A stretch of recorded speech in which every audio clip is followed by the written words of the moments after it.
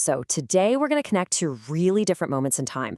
A horrific ambush on a city street back in 1948 and a military training manual from the thick of World War II.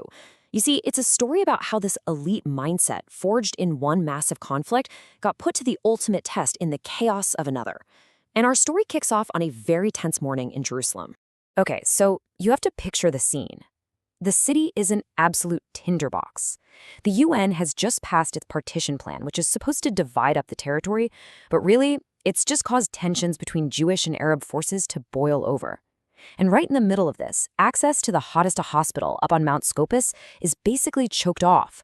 There's only one narrow, incredibly dangerous road left to get in or out.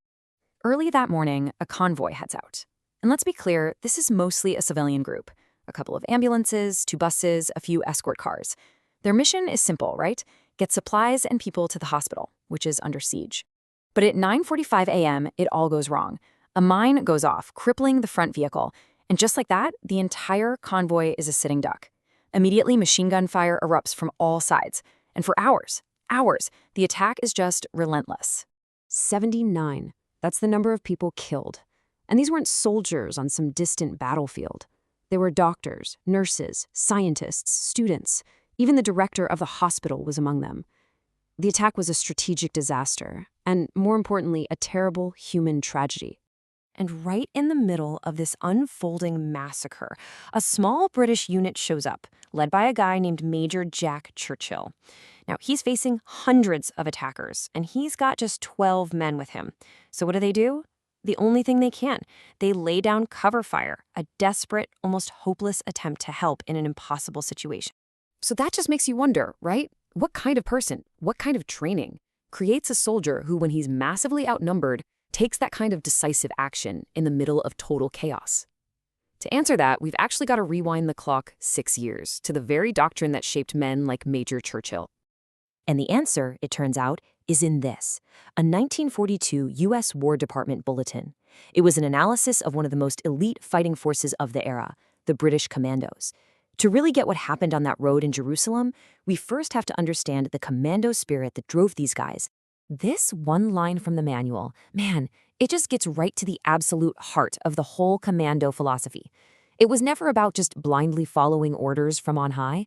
It was all about building a culture of initiative from the ground up, where your ability to lead was way more important than the rank on your shoulder. And when you put it side by side with the regular army, the difference is just night and day. The regular army ran on command, strict hierarchy, and the threat of punishment. But the commandos, they were built on leadership, on mutual confidence, and this deep sense of personal attachment. The worst thing that could happen to you wasn't getting thrown in the stockade. It was being sent back to your old unit. You had to prove you belonged there every single day. So who were these guys? This is the most important part. Every single one of them was a volunteer. They weren't drafted into this. They chose it. They raised their hand, knowing exactly what the risks were. And that self-selection process, that was the first and maybe the most important filter. And believe me, the requirements to get in were just unbelievably tough. It wasn't just about being young and in peak physical condition. Look at the other stuff on this list: high intelligence, self-reliance, and independent frame of mind. They were literally looking for problem solvers who also happened to be elite athletes. Oh, and you also had to already be a fully trained soldier, know how to swim, and not get seasick. No big deal, right? Okay, so having an independent mind is one thing, but you've got to sharpen it for combat. And the Commando training program was designed to do exactly that, to take these incredible volunteers and forge them into this cohesive, brutally effective offensive weapon. The principles of their training were crystal clear and all about being on the offensive. And look at what's number 1, right at the top of the list. Develop individual initiative. Everything else flows from that. They perfected every basic skill until it was muscle memory. They learned to own the night. And their amphibious skills meant they could strike from anywhere, creating total surprise. And I want you to really let this sink in. When that manual says realistic, it means brutally realistic. The source actually notes that in some training exercises, if a recruit failed to take cover correctly, the instructors would fire live rounds from rifles and machine guns near them to make them learn. The thinking was that casualties in training, while terrible, were an acceptable price to pay to prevent way more casualties on the battlefield. Okay, so you have this ethos of initiative, this mindset, forged in the crucible of the most intense training you can imagine. Now, let's go back to that road in Jerusalem and see what it looks like in the real world. So, what does all this add up to? It's what they called the Commando Spirit. And it's not just some catchy motto, it's a living, breathing, operational doctrine. It's a mindset that says you do not wait for orders when you see that action is needed. You assess the situation, you make a decision, and you act, trusting your training and your own self-reliance. So when Major Churchill and his tiny unit of 12 men rolled up to that horrific ambush, he wasn't waiting for a call from some distant headquarters. He saw what was happening and took immediate offensive action to provide cover.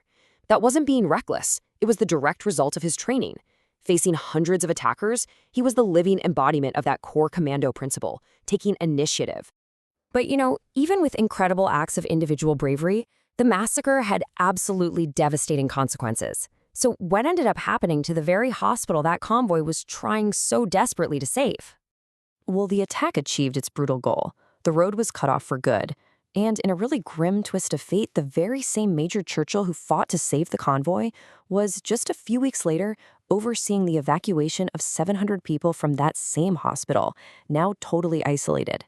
By the end of May, its lifeline was gone, and the hospital was forced to close.